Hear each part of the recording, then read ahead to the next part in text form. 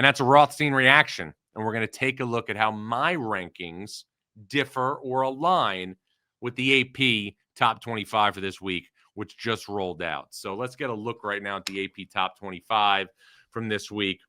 Purdue, Arizona, Michigan, Duke. I have all those 4, 1 through 4. So we're aligned there. I have UConn ahead of Louisville, but I also have Michigan State at number 5. Why do I have Michigan State at number 5? Michigan State, as I talked about earlier in the show, beat Arkansas, beat Kentucky, and beat North Carolina. So those are 3 big wins. UConn has BYU and Illinois on a neutral court. But I have Michigan State 5, UConn 6, Louisville 7. So the same 7 with the AP. We can flip. Houston, BYU, Iowa State. I have Gonzaga in the mix a little bit higher. And I also have Tennessee higher than Houston because Tennessee beat Houston. Alabama, Tennessee, Illinois. This is all in the ballpark. The AP has Iowa State slightly higher. I have Gonzaga a little bit higher. And I don't understand how you can rank Tennessee behind Houston when head-to-head the Vols won. Let's see what we got 15 and beyond. Florida is in the 15 spot. Carolina 16. We have Vanderbilt at 17. That's a little high for me considering Vanderbilt still does not have a power conference win other than UCF. Kentucky's at 18. Texas Tech 19.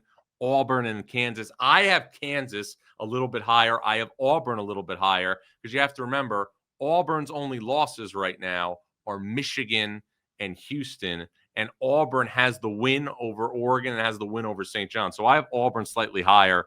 Texas Tech was fortunate on Sunday to beat a well-coached Wyoming team. Let's roll now 22 through 25.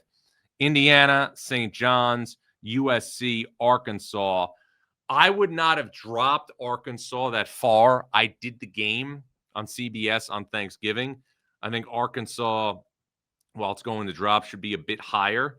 And I also think that you have to look at Nebraska a little bit because Nebraska has beaten Oklahoma on a neutral court and beat Kansas State and Kansas City.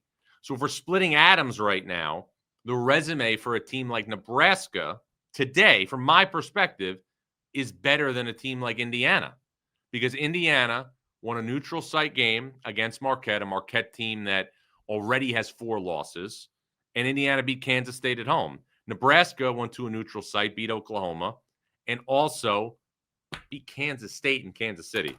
So I don't disagree with too much there. USC is maybe a little bit higher for my liking than I have in the Rothstein 45, but this all seems pretty fair to me.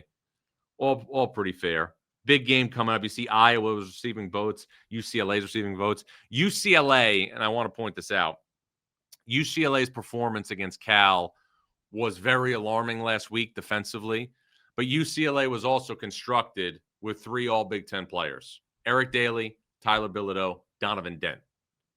Donovan Dent in these power conference games that UCLA has played has been a shell of himself against Arizona and against Cal. Tyler Bilodeau did not play against Cal.